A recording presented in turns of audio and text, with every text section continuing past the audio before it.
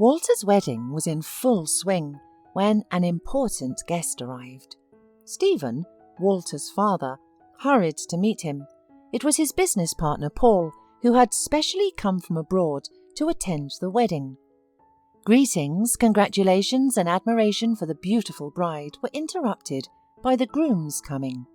Walter came up to them and smiled friendlily, while Paul froze in shock. In front of him stood a young man who looked just like him when he was young. Paul looked around, gathering his thoughts, and then he saw her, Nicole. Walter's mother was also on her way to greet their guest, but when she saw Paul, she stopped. The two of them, Paul and Nicole, were completely confused because they had not expected to meet each other after all these years. Suddenly, Paul realized clearly that he had come to his own son's wedding. Many years ago, he had met Nicole while studying at university. They fell in love and decided to get married as soon as they finished their studies. Paul worked part-time in his spare time, but could not earn money for a proper wedding. He decided to take out a loan just to please his sweetheart. And so, the dress and suit were bought, the invitations were sent, the banquet was ordered, the musicians and the toastmaster were paid. On the last night before the wedding, Paul was worried and nervous. To somehow calm down, he called Nicole, but no one answered. Only around midnight, the worried Paul finally managed to get through to Nicole. "I'm leaving forever, Paul. I'll be living abroad. Boarding'll be announcing any minute. I'm sorry." "What about me? What about our wedding?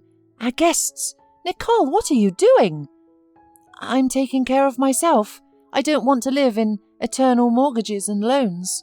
Find yourself an easier girl. I'm not for you at all. I made a mistake with you, Paul. You're a loser. But if it's some consolation, I loved you. But paradise in a hut is not for me. Goodbye." The next few days became an abyss for Paul. Loser. Loser. Nicole's voice rang in his ears. After living as if in a fog for a few months, Paul started his life with a new sheet. He continued to work 2 jobs for a few more years, denied everything, and slowly repaid the loan. And in his spare time, which was hard to find, Paul developed a project that could bring him not only money, but fame. And so it happened. The long 4 years of work came to an end, and Paul went to City Hall with his offer. He was heard, understood, and accepted. Paul signed the contract on mutually beneficial terms. Thus began his business. After that, he moved to the capital and then took the company to the international market.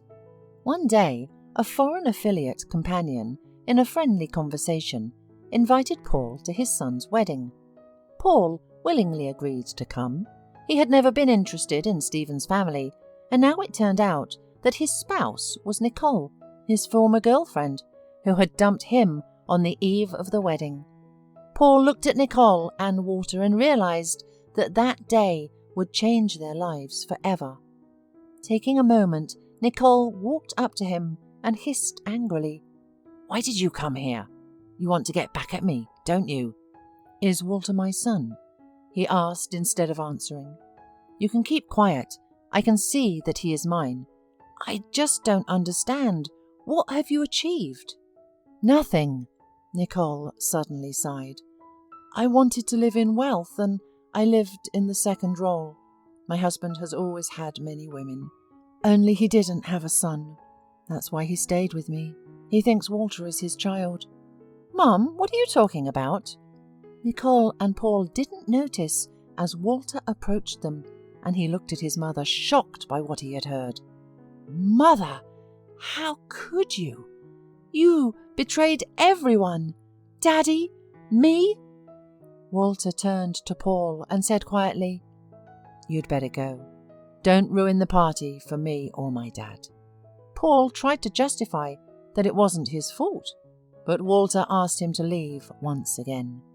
Paul walked over to Stephen, told him that his sudden indisposition prevented him from continuing the party, and indeed, staggering from the problem he was facing, he walked out of the banquet hall.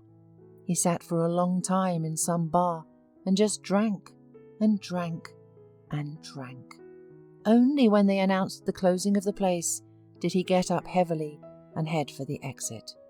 He stood outside for a while, feeling the cold nighttime sober him up a bit, and stepped in the direction he thought his hotel was. Paul didn't notice the 3 shadows following him.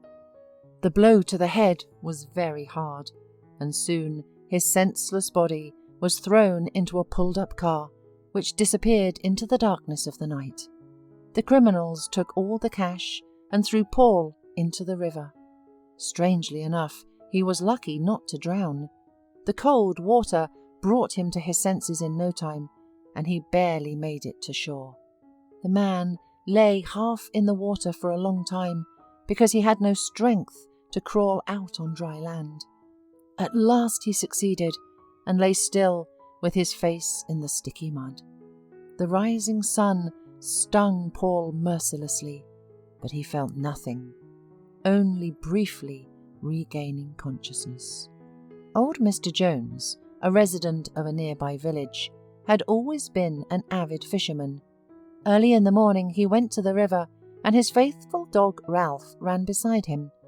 Suddenly the dog became wary and then rushed to the shore. Mr. Jones followed him and saw a man lying by the water. At first the elderly man thought the man was dead, but then he realized that he was still alive. The old man called some neighbors, and somehow they were able to carry Paul into the house. Thanks to Mr. Jones's tireless care, Paul began to recover.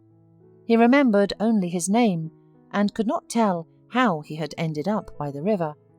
The village where he happened to be was tiny, with only a dozen houses, and over 100 kilometers to the nearest town. Mostly elderly people lived there, so no one asked any questions. The year Paul spent in the village had helped him get stronger, but he could not remember anything. He became very friendly with Mr. Jones, helped him in everything, and considered him almost his father. Once a month they drove in his old pickup to the city for groceries, and the rest of the time they lived a simple life away from civilization, fished together for a long time, and Mr. Jones always regretted that he did not have a chance to go on big fishing trips, which he saw on television. One winter, Mr. Jones became very ill. Paul comfortably arranged him in the car and took him to the city hospital, not listening to his protests and objections. An examination showed that serious treatment was required. Suddenly, someone put a hand on his shoulder and said quietly, "Paul? Dad, is that you?" Paul turned around sharply and saw Walter. Images of the past ran quickly before his eyes because his son's face plucked him out of the darkness of oblivion. Paul remembered everything almost instantly. "Walter, how did you get here?" asked a stunned and joyful Paul. "My wife and I work here. I'm a therapist. She's an ophthalmologist. But you should tell me. Where have you been all this time? My father and I have been looking for you. He, by the way, runs your business, doing your job voluntarily. You know, I told him that I wasn't his son, and he wasn't surprised. He said he had known for a long time. He just kept quiet because he loved me. He and my mum split up, and she's gone somewhere, doesn't even call. I'm overjoyed that I finally found you. We need to make up for all the lost time." Summer came. Paul went back to his business and often visited Mr. Jones, who was already recovering in the best clinic in the region. And when he began to feel completely well, Paul took him to his place, and on the first weekend he went with him on that big fishing trip that the elderly man had so dreamed of. Mr. Jones smiled and sincerely thanked Paul for what he had done. And from the back seat, Ralph's shaggy face was reaching out to them, and the dog was squealing happily at the fact that the owner was with him again.